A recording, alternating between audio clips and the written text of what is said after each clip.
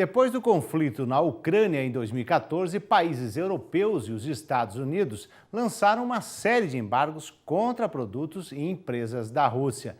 Já o governo de Moscou também determinou sanções contra esses países, inclusive no setor agropecuário. E quem vai explicar os efeitos dessas medidas para o Brasil é o assessor de inteligência comercial da CNA, Pedro Neto, que está aqui com a gente. Bom dia, seja bem-vindo. Bom dia. Pedro, qual foi o contexto desses embargos? Esses embargos aconteceram em meio àquela crise que você teve na Ucrânia ali no começo de 2014.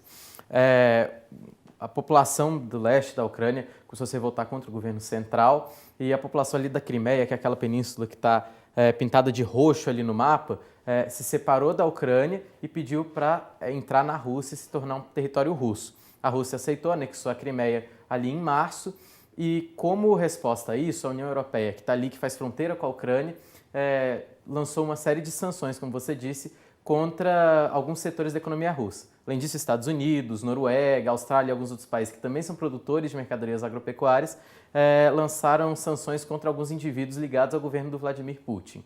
Como resposta a isso, a Rússia decidiu lançar um embargo contra os setores de frutas, vegetais, carne suína, carne de porcos, peixes, desses outros países, inclusive da União Europeia.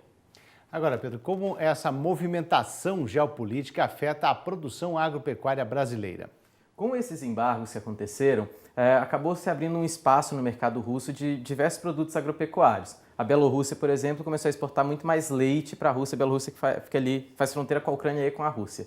O Brasil, especificamente, conseguiu avançar em alguns produtos pecuários, principalmente carne de frango e carne suína. Na carne de frango, a participação do Brasil no mercado russo saltou de 17% em 2013, antes do embargo, para 40% em 2015, e na carne suína o crescimento foi ainda maior, foi de 20% para 80%. Então, isso também não aconteceu só nos casos de carne suína e carne de frango, a gente também teve um aumento na nossa participação no mercado russo de miudezas, de gorduras animais como toucinho e de maçãs e peras.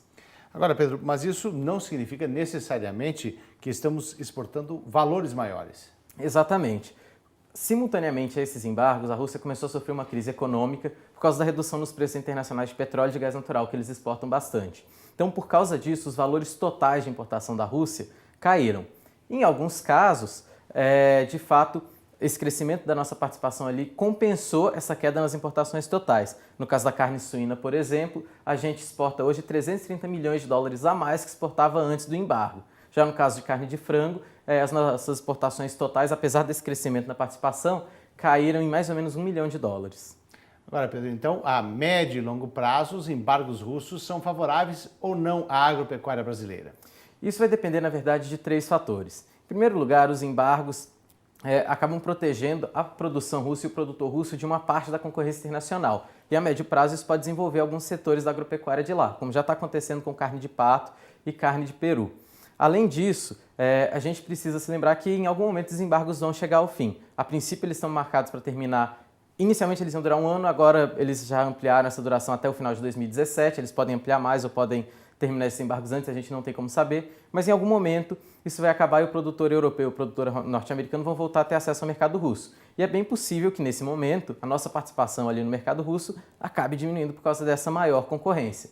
Mas apesar disso, aí entra o terceiro fator, com esse embargo o consumidor russo teve mais contato com o produto brasileiro e teve mais chance de conhecer a qualidade dos nossos produtos e, claro, os nossos exportadores. Então é bem possível que ao final do embargo, na situação pós-embargo, mesmo com essa maior concorrência, a gente continue exportando mais para a Rússia. Isso é mais ou menos o que aconteceu com o setor de maçã, inclusive. A gente tem um gráfico aqui que demonstra que você tinha ali no primeiro semestre de 2014, a União Europeia tinha 65% do mercado russo de maçãs e peras, o Brasil tinha 0%, e a China e a Sérvia tinham 4%. Com esse embargo, a União Europeia perde fatia do mercado, vai para 0%, e o Brasil inicialmente vai para 10%, enquanto a Rússia e a Sérvia, a China e a Sérvia, que estão ali perto da Rússia, ampliou sua participação. Com o tempo, acabou que a gente perdeu participação, voltou a ter 1% só do mercado.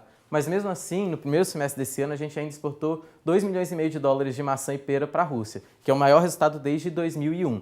Então isso exemplifica que, passados os embargos, depois que essa situação geopolítica toda simplificar e acabar, ainda assim é possível que o Brasil, mesmo que não tenha tanta participação no mercado quanto tem hoje, é possível que a gente se mantenha melhor naquele mercado russo e continue exportando mais. Tá certo, eu agradeço então a participação do assessor de inteligência comercial da CNA, Pedro Neto. Muito obrigado, tenha um bom dia. Obrigado, Marcelo.